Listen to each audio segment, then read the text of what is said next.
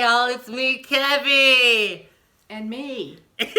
Yes! Jan's back. Guess who's Hi. back? Back again. Jan is back. Tell your friends. I listened to that.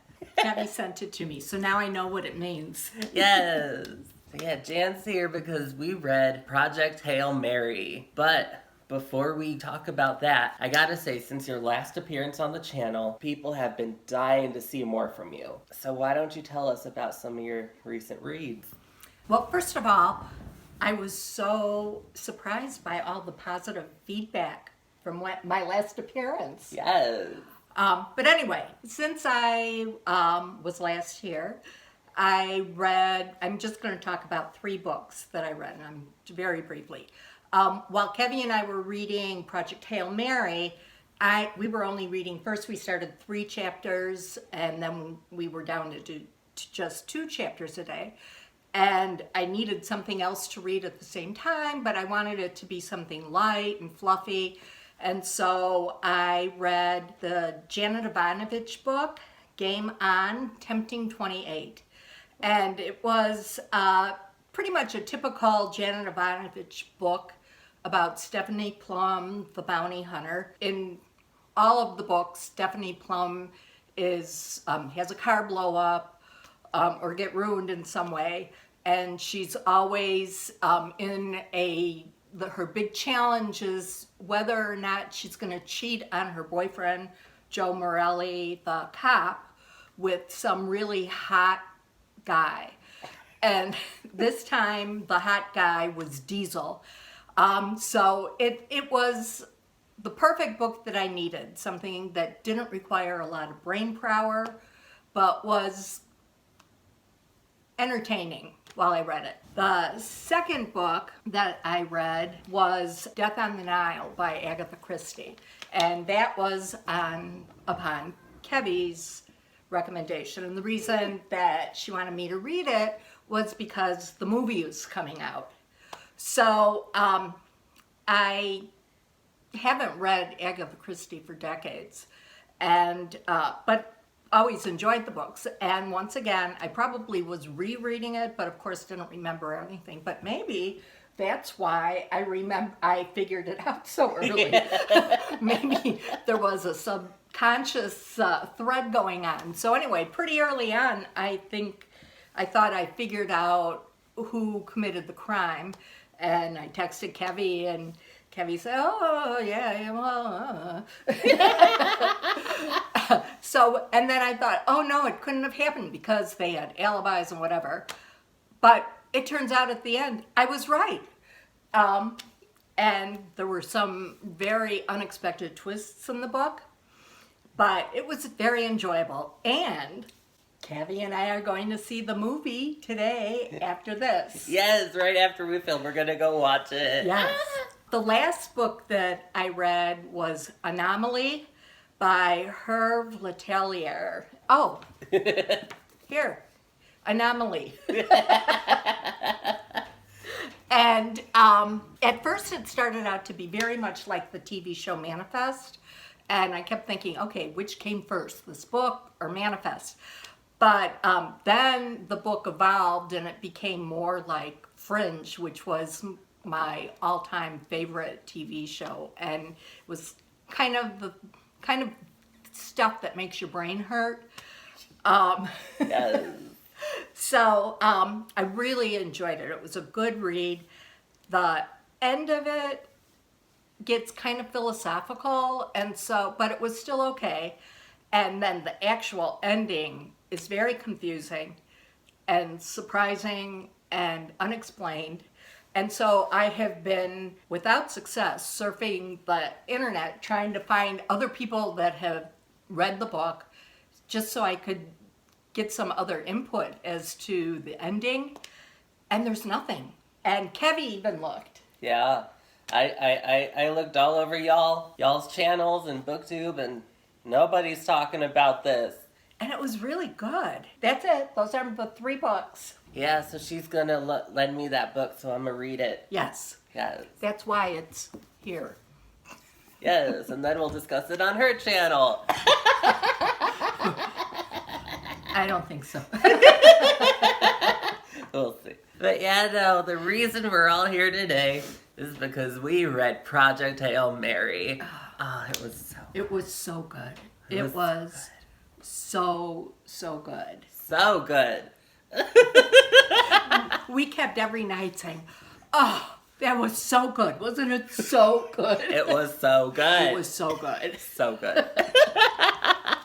Now, before we get too far into this, though, a lot of what we have to say hinges on a pivotal plot point at the end of chapter 6, which is approximately a quarter into the book. I feel like you can't really know what makes this book so great without knowing that spoiler. So if you want to remain completely spoiler-free, I will divide our discussion into 3 sections: non-spoiler, early spoiler, and late spoiler. That way we can tell you all about why this book is so incredible without giving too much away. There will be timestamps in the description if you need to skip around. Alright, now let's get into the non-spoiler section. It's a dual timeline. Yes, the past is slowly unraveled to us, describing the events leading up to Grace, or Ryland Grace, winding up in a spaceship. In the present, Grace is completely alone in the middle of space. He just wakes up, no idea who he is or where he is, but he's on a spaceship. But he doesn't even know that at first. He's like, he has no concept even of where he is, who he is. But no, the spaceship thing's on the dust jacket, so that's not a spoiler. Rawr. Right. Yeah, so the main character in this book is Ryland Grace. Yes, and he's really a very interesting character. He's a junior high school teacher, teaches science, but he has a lot more depth to him than that. But he has kind of a self-depreciating air about him, about things sometimes. He was a scientist, but the moment he got a couple critiques about his paper, he's like, that's it, I'm out of here, I'll go be a teacher. Yeah, so he was in academia and wrote a paper that wasn't favorably received. And so then he started teaching junior high. But he's funny, too. He's really funny. Yeah, he is so funny. Yes. Oh my gosh, yeah. Like, so much of what makes this book great is that comedy. While he's waking up in the beginning, he's like, holy moly. And he's like, holy moly? Where'd that come from? I must have small kids, or maybe I'm super religious. Yeah. I know, he was great and very brave.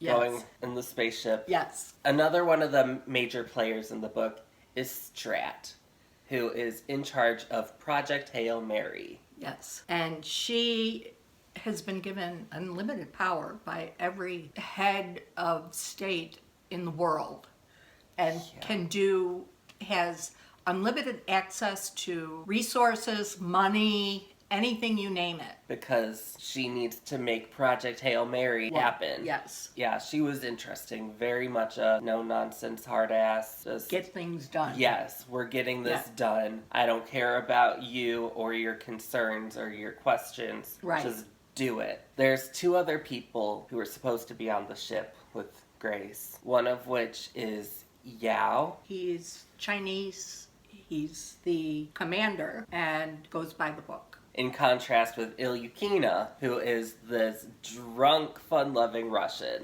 Yeah, she'd make a good friend.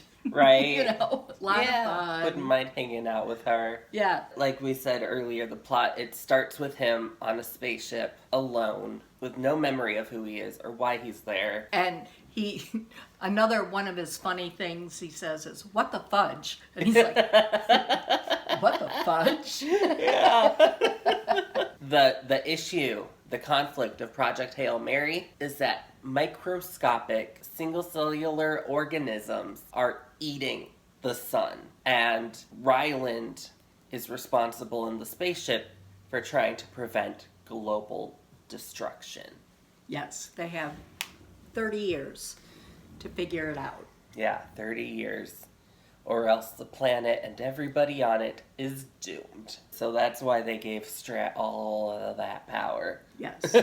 So they're like, stop this shit from being shit. Yeah. Are we ready to go into early spoilers? Okay, let's go. Spoilers. 5, 4, 3, 2, 1.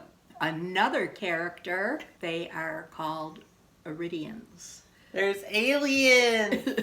There's aliens! They're a cross. It's not like the typical alien that you see with the big head and the eyes. They are a cross between a rock and a spider, about the size of a Labrador, and no eyes. Yeah, they can't see nothing. I really liked that one quote when Ryland realized humans spent thousands of years looking up at the stars and wondering what was out there. You guys, the Iridians, the aliens, you never saw stars, but you still worked out space travel. What an amazing people you Iridians must be. Scientific geniuses. But the Iridians didn't think that they were scientific geniuses. They thought they were good at math, which was just the process, and had good memories because that was storage. And they also developed this fascinating type of metal called xenonite, made of xenon, which is a noble gas. Like, how do they turn it into, like, a metal? The xenonite is practically indestructible, and it can be formed into a lot of different things. The Iridians did a good job with xenonite. Yeah, it was very much like a miracle tool. Yes. Their culture was also very different from human culture. In their culture, you have to watch each other sleep, always. They're like, oh, you're gonna go sleep? Bring your mattress up here so we can watch you. Yeah, Like, I watch you. No, that's okay. You don't have to watch me. No, I watch you. So we've been talking about Iridians in general, but the great thing about this book is the specific Iridian that we meet, and his name is Rocky. Oh, I love Rocky. I love Rocky. Oh, he's so precious. He's an engineer. Grace thought of him as the best engineer from 1950 because some of their science wasn't as well developed, but he could take anything and make something out of it or fix something or... Yeah. Oh, he's just a repairman, but he's such a good little repairman. Oh, they're so cute. I ship them so hard. Yes. So then we also learn a little bit more about that microscopic organism that's eating the sun, and it is called Astrophage. Taken from the Latin derivatives, astro meaning stars and phage meaning eat. So it's eat stars. Yeah, star eater. But it's very hard to murder them, to injure them. X-rays can't get through them. Heat things don't change. Their temperature is always the same. They live on the sun, and they eat everything they can out of the sun, and then they observe carbon dioxide coming from Venus. And then they all run over to Venus, where they duplicate. And then they go back to the sun to eat. Yes. And then they go back to make more. So during this earlier section, we learned that our sun is not the only star infected with astrophage. And the way we find that out is from amateur astronomers. And somebody even asked Strat, amateur? Maybe it was Ryland that said, amateur, why don't the real scientists look at this? And she said, real scientists or astronomers are looking into far space. They're not looking at the sun or the closer stars. And so that it was amateur astronomers who were tracking the light being emitted from the sun over a period of years. Every star in our nearby system is infected. Yes. But none of the stars are eaten entirely. They only diminish like 10%. Yeah, and then it stops. Yeah, which would still be devastating for our planet. So every star is infected except for one called Tau Ceti, and that is actually the one that Ryland is orbiting. And while he's in orbit there, he sees another spaceship. Yes. It is Rocky! Their early communication was so cute. They did a little blip. They moved the ship forward just a teeny tiny bit. And then the other ship does a teeny tiny bit. Yes. And then they started sending cylinders back and forth to each other. Yes. As like the beginning of their communication. When he sends the cylinder back, he waves at them. So then when they send the next cylinder, the robot sending the cylinder waves too. Yes, the alien spaceship has these arms on the outside that is doing all the throwing back and forth, so it waves. And he's like, oh my God, that robot just waved to me? And then also around this time is when he remembers that the trip he's on is a suicide mission. Using Astrophage as fuel, they only had enough to get to the star and not to go back. So he has a little moment where he's like, I'm gonna die. I'm gonna die. But then he's like, okay, enough of that. I have to save the human race. Exactly. He got work to do. Yeah. Yeah.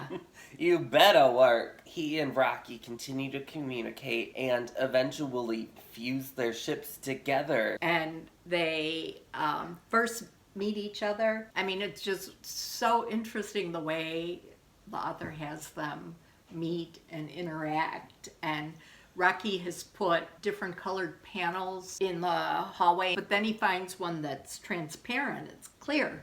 And so he's trying to look through it, and he looks, and there's a claw. There's a claw. And he's like, okay, I'm going to call it a hand, but it's a claw. Pretty quickly, they get to start actually, properly communicating and talking. It's just so fun. The way they learn how to communicate. And so when Rocky is happy, he does these jazz hands. So then Grace is doing jazz hands back. Remember how we mentioned that there were supposed to be 2 other crewmates on the ship, Yao and Ilyukina? Well, they did. They didn't survive the trip. When he wakes up, he still doesn't really know where he is or what the mission or even that he's on a spaceship, but he sees these 2 people, but they've been dead for a while. They're mummified already. Yeah, pretty decomposed. Yeah, and not stinky or anything. No. And so he's all by himself. One of the things that we talked about was we wondered if the other crew members were still alive, would the communication with Rocky have gone as smoothly as it did, as friendly as it did? Grace was all alone, and so he didn't have to consult with anybody or, you do this, you do that. Well, no, we shouldn't do that. He just was able to make the decisions because he was by himself. Yeah, no, I totally think if all 3 of them were there, it would not have gone as well, especially with Yao being so strict and by the book. Right. It would have been, okay, what is our policy for first contact? Grace was desperate because he was all alone. It forced him to have to learn Iridian. On Rocky's ship, I think he originally had 23 people with him, and every single one of them died too. Right. Because they didn't know what radiation was. So they all got bombarded out in space. He didn't know why they died, so he was trying to explain to Grace about, they figured out he was talking about cells and how all of their cells died. And Grace was like, oh, that sounds like radiation sickness. Because Rocky was the engineer and he was the fixer. His bed and room was at the back of the ship where there was more astrophage for the fuel. And so he was protected because the radiation can't go through astrophage. Right. So, but Rocky was very sad. Yeah. And when he's sad, he spoke in a lower octave. Mm-hmm. Yeah, but they're both so alone. But they're alone both together. Oh. It was so good. It's so good. My favorite moment from the past in this section was when Strat had to appear in court. Yes. That was great. Part of preparing these astronauts to go into space for Project Hail Mary was Strat had no idea what they might possibly face when they're out there and what they would need. So to make sure they were as prepared as possible, she copied every piece of software that had ever been written. Normally you have to pay for or whatever. Right, and she's copyright. like, no, Gimme. They hauled her ass to court. And she represented herself. Mm-hmm. And the judge was trying to do things in an orderly way. And she was like, okay, let's just cut the crap. I want to, I need to get out of here. And I have important things to do. And, and the judge was like, well, no, you can't leave. And she said, yes, I can. I didn't even need to be here in the first place. I just wanted to make a point to y'all. The judge was like, well, but you can't do this. And she's like, yeah, watch me. So she gets up and all of a sudden 4 military guys come to escort her out. And she's like, ta-ta. Yeah, oh my gosh, it was so good. Yeah. In this section, we also really got into a lot of the science of the book. The math about, figuring out what's the gravity in the ship and how does it change from this way to this way. Even though the science at times was a little bit over my head, it wasn't for an extended period of time. So you could, it would maybe 5 paragraphs, and then it would go on to the important things like the relationship. Right. Yeah. He made it accessible enough. Yes. That anyone reading it could somewhat follow along. Right, and not overwhelming. So now we're going to go into some later spoilers. You've been warned. 5, 4, 3, 2, 1. And then they were roommates. Oh my God, they were roommates. Yes. Rocky decides to move in, They're but roommates. they can't just do it because their atmospheres are so different and their gravity is so different. So Rocky builds it. It reminds me of like those hamster balls when the hamsters are in the balls and they can move around the room. Yeah. And Rocky builds one of those self-contained things. He split the ship down the middle and had one side all pressurized with ammonia and stuff and the other side for Ryland. And then we find out, Ryland was thinking, wow, what a coincidence that we both show up at the same time. Yeah. To try to figure out this issue. But no, Rocky had been waiting for 46 years before Grace showed up. By himself. Yeah, poor Rocky. He was so alone, and now they're together. Yes. The Tau star has not dimmed at all. Right. So they want to figure out what's different about that situation than the one on Arid and Earth. Yeah, so their theory is that the reason that the Astrophage haven't gotten out of hand here like it has everywhere else is that in those other places, the Astrophage have no predators, so they can just breed in excess. So that must mean at this planet in the Tau system, Astrophage, this must be their homeworld, they must have a predator. Yes. In the system. So they decide to go to this planet to try to locate that predator so that they can breed it and send it home and they can use it to save their stars. Yes. So Rocky, during his 43 years while he was alone, did a lot of charting of the star system in his area. And even though they didn't have eyes and couldn't see, they used sonar to be able to see things. So he had discovered this planet that had the Petrovaline from Tau. So Grace said to Rocky, you can name it. And Rocky was like, why? It's your spaceship. You can name it. And Grace was like, no, it's in our culture, whoever finds something or discovers something gets to name it. So Rocky named it. Yeah, so Grace gets to name it anyway. Yes. And the name is Adrian. Adrian. Yes, y'all get the reference. Rocky. The movie with the Adrian. Fighting. Girlfriend. Grace asks Rocky how he chose that name, and it was the name of Rocky's lover back home. Yes, his mate. And the Iridians mate for life. Although he didn't know if she was still waiting for him because he had been gone for so long. Yeah. Rocky. So they go to this planet Adrian, and they do find the predator, which they name the Taumiba. Grace realizes that since his people didn't know relative physics, they packed a lot more fuel on his ship than they could have possibly needed. Meaning that Rocky could just give Grace some of the fuel from his ship and he'll be able to go home. So it's not a suicide mission anymore. Yes, and Grace is like, I'm not gonna die, I'm not gonna die, I'm not gonna die. Yes! And he was so happy. And then there's a twist, because the Taumiba, they keep breeding it to make it more resistant to nitrogen. But as they were doing that, they're also making it stronger than the xenonite. Yeah, able to pass through it. Yes, which up until that point had been impermeable. Grace is able to figure it out and fix everything, but Rocky can't. They've already said goodbye.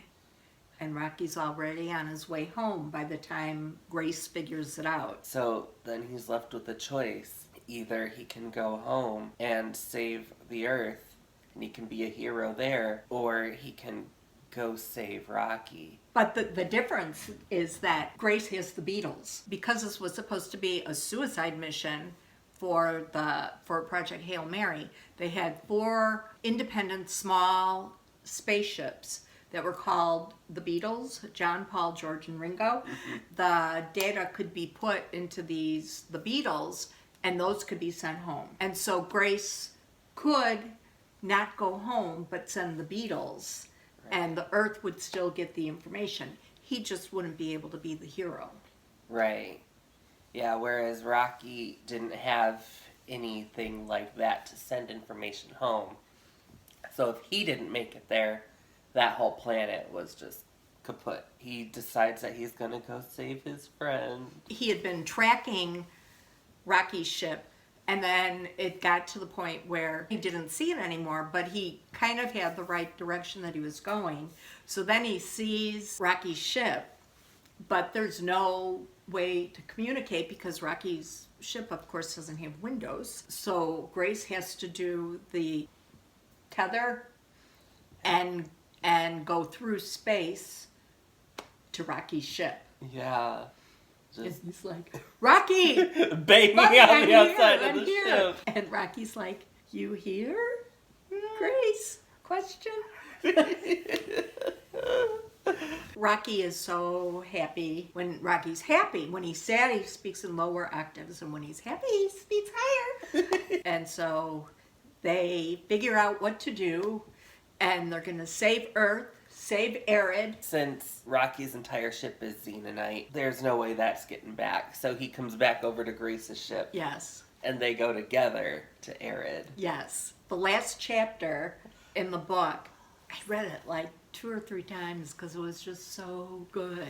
So good. So the heading of the chapter is in Iridian. Yeah.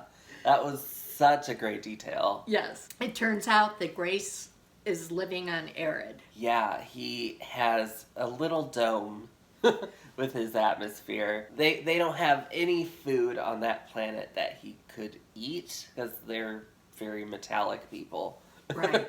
So they wind up borrowing some of his cells, growing them in a lab, and now he eats me burgers.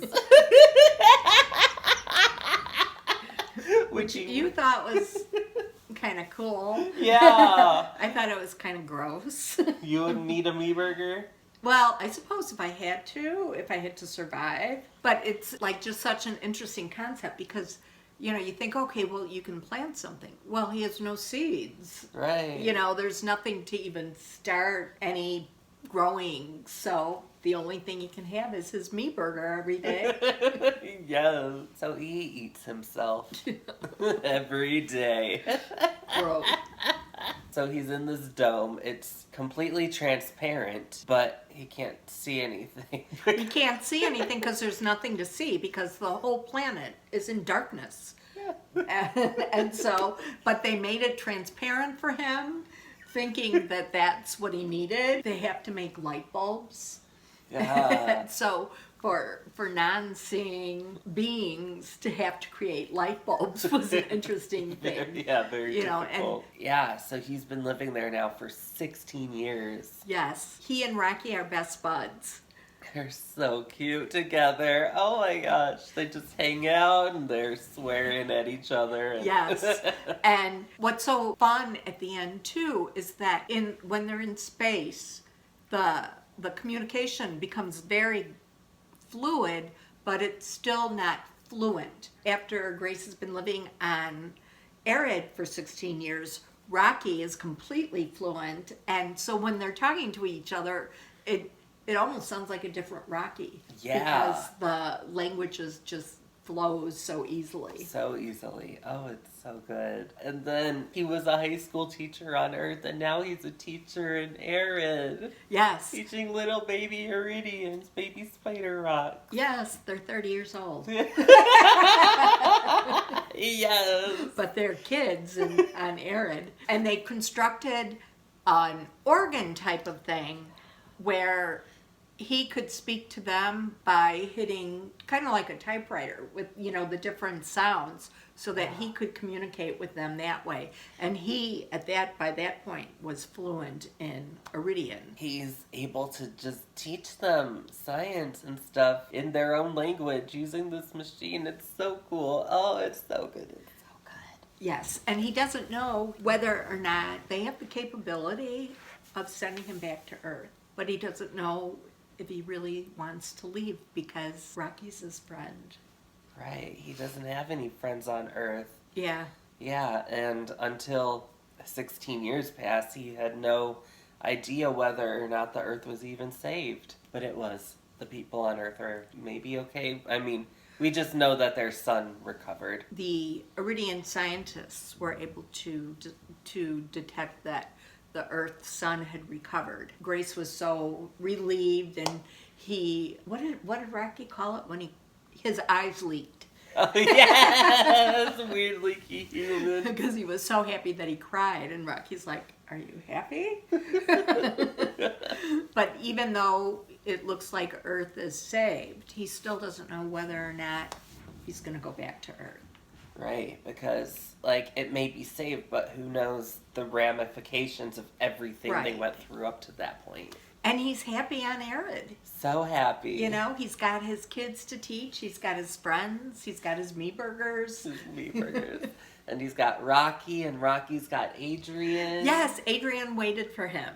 And now they're together, and it's so cute. We did have some significant character development in the end here, because the whole time we've thought that Grace was this incredibly brave person for agreeing to go out into space on the suicide mission. Turns out he actually was forced to. He was given no choice, and he didn't want to go. So they drugged him. Yeah, they drugged him and put him on the ship against his will. Yes, and put him into the coma and gave him The French drugs. the French drugs that made you have amnesia and only allowed your memory to come back in stages. Yeah. And that's why when he woke up, he didn't know anything.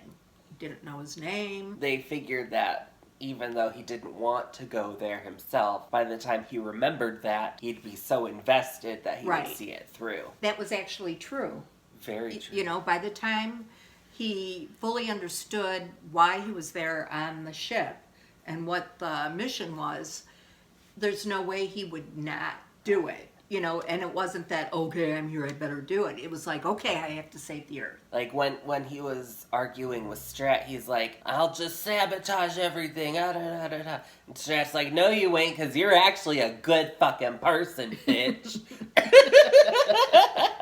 And yeah, she was right. He didn't sabotage it. He saved everything. Yes. He would have been so screwed without Rocky, though. Yes. Like, Yes. Well, I mean, they just complemented each other so well. so well. You know, Grace was a good scientist, but Rocky had the ability to build things, to fix things. He had a good memory, plus he had mapped everything out for 43 years.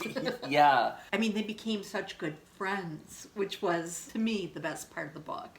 Yes. Yeah, this book is really a book about friendship more than anything. Right, as opposed to State of Terror, which was a book about friendship. And we were like, okay. Yeah, so true. This is a real book about friendship. Yes. Oh, I'm a shipper. Yes, hardcore. Yes, so. They really needed each other in order to solve their crisis. Right. In the end, Grace is able to redeem himself. Like, he was a coward before, but then when he has to save Rocky, he actually goes and does it. Yes. Also, we learn a little bit more about Strat. She is pretty certain that once everything's over and Project Hail Mary has gone up into space, she's going to prison for life. Yeah, just because of all the laws and rules that she broke in order to get things done. But for her, the end result was more important than what happened to her individually. Absolutely. That was good. Yeah. I still don't know if I liked her. Yeah, she was hard, she was tough, but she got stuff done. Yeah, and she did it for the good of the world. Yeah. Also, everyone else working on Project Hail Mary thought that Strat and Grace were an item.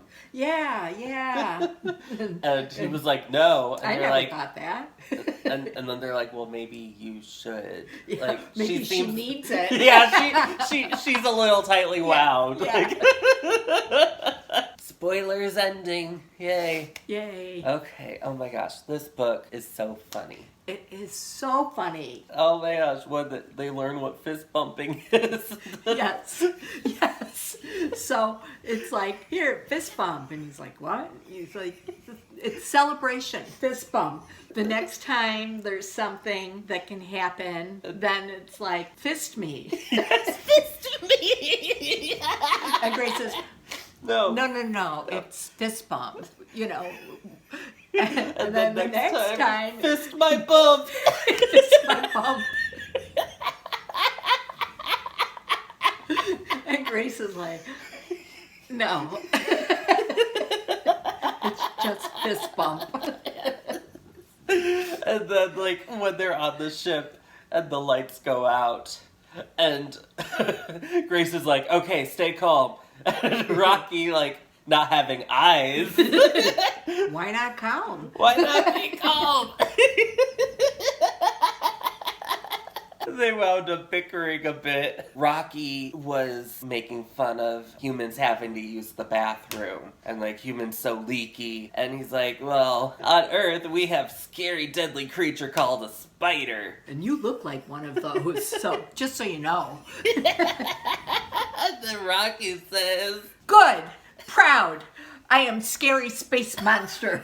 You are leaky space blob. you're a leaky space blob. Oh my gosh, this book was just hilarious. Yes, all through the book, just like the subtle humor. And when Grace is talking to himself and when he's trying to figure things out, like the holy moly, and, you know, those kind of things. And there were also lots of pop culture references. Well, not lots. There were some. Like, the Beatles were the main one. Yes, and the book is dedicated to John, Paul, George, and Ringo. And then they even pay homage to the fifth Beatle. Pete Best, who you didn't know him. No, I had no idea what that was. I did. There were also Three Stooges references. We know that they are making this book into a film. So what do you expect from it? Well, this author also wrote The Martian, and they made the movie Martian, which I don't remember how true it stayed to the book, but both were very entertaining and good.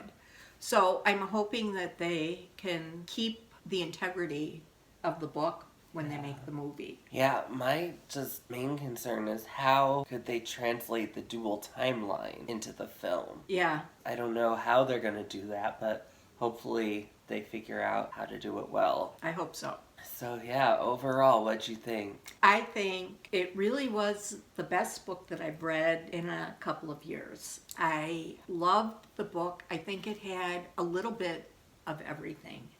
It had fiction, of course. It had science, but the science wasn't overwhelming. It had humor, which I always love.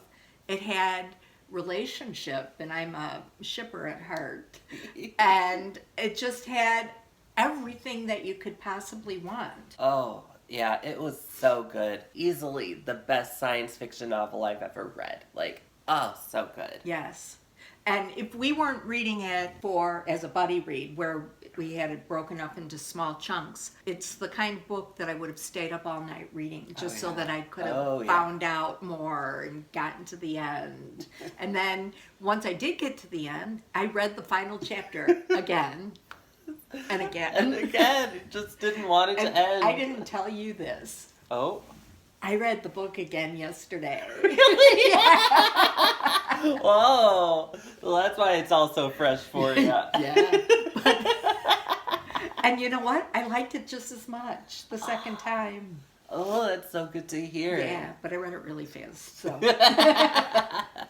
Oh, that's awesome. So it has rereadability. Yes. So have y'all read Project Hail Mary yet? Let us know what you thought of it in the comments below. Also, while you're there, what book should Chan and I read next? Yeah. Yes, thank you all so much for watching. Don't forget to like and subscribe. And if it pleases and sparkles, I'll see you in the next video. Mwah!